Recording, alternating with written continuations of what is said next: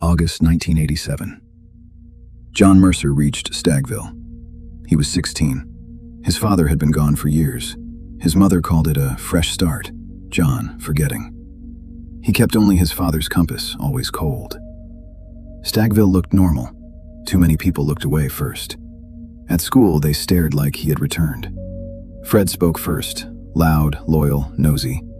Then Jessica. She saw what others ignored. Old faces still hung on town walls. By evening, they sat like old friends. Jessica said one thing. Nobody went beyond the old clearing. That night, John nearly slept. Then the radio switched on. Through static, someone whispered his name. Next morning, they went anyway to prove the legend's false. Fred broke the chain. Warm air rose. His father whispered, "Johnny." They did not argue. They ran. Something moved between the pines faster than they did. At Stagville's edge, they swore to stay silent. First mistake. The film did not stay silent. In the forest photo, someone stood behind John. Fred found black, sticky mud on the tire. It burned his skin like acid. That evening, John's mother said his father used to visit that forest before he vanished. In the archives, they found an old map. Sealed tunnels ran beneath the woods. In the margin, someone had written, "Do not open, ever." Then the town answered. Lights died around John. In an empty phone booth, his father's voice said, "Don't let him out." Late that night, Jessica heard a child crying from a storm drain. Something grabbed her ankle and pulled. They dragged her free. Inside the compass, John found his father's note. "If you hear my voice, it isn't me. If you hear my voice, it isn't me." His father wrote that before vanishing. Now they had something worse than proof, a warning. They needed to learn what lived beneath the forest and why it knew their names. The old librarian finally spoke. People had vanished in Stagville before. Every few years, the pattern returned. Night, forest, a darkness without a body. In one book, it had a name, The Hollow Guest. It did not kill at once. First, it hollowed people out from within. That night, it came closer. At Jessica's window, it left a crack in the glass where a face should be. Using his sister's voice, it called Fred from beneath the bed. He jumped back just in time. John saw it under a street lamp across from his house. His mother noticed nothing. Rotten, wet soil waited at the door. They chose the tunnels. When the door opened, a weak, living voice said, "John, don't go." They went where adults forbade even a daytime glance. Beneath Stagville lay a second city, wet, forgotten, dead. The deeper they walked, the quieter the world above became. On one wall, a single word was scratched, "Run." The voice returned, calling each of them by name. John almost believed it. His father stood ahead, exactly as he remembered. Then the compass spun wildly, and Jessica stopped him. His father's face began to spread, slow and inhuman. The hollow guest stopped hiding. They ran as if the tunnels themselves were driving them toward death. Fred fell first, over a shaft with no bottom. They pulled him back just as the creature crawled across the ceiling toward them. An old steel door saved them. Behind it was an observation room. In a photograph, John saw his father. The caption was worse. "Opening Expedition, 1972. His father stood first. The film shook.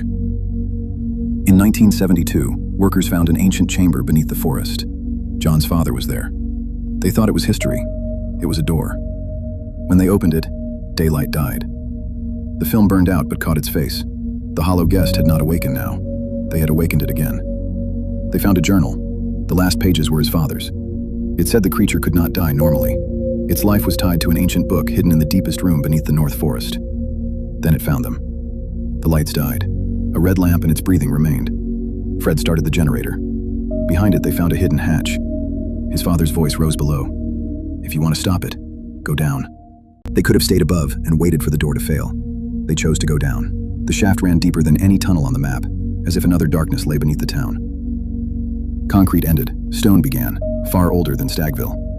They entered not a mine, but a shrine. On the walls, the creature, the book, and a knife that could end it. Another sign warned, "Such a death costs a living heart."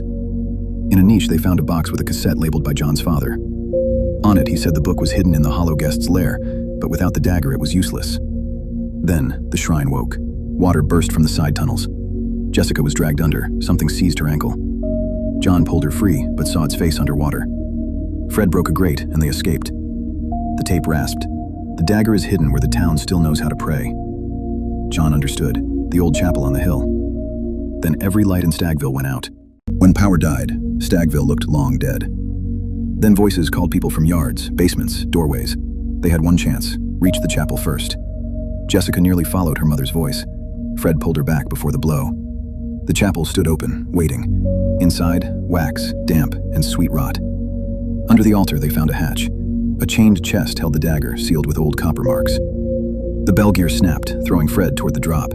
John caught him at the last second. Something waited below.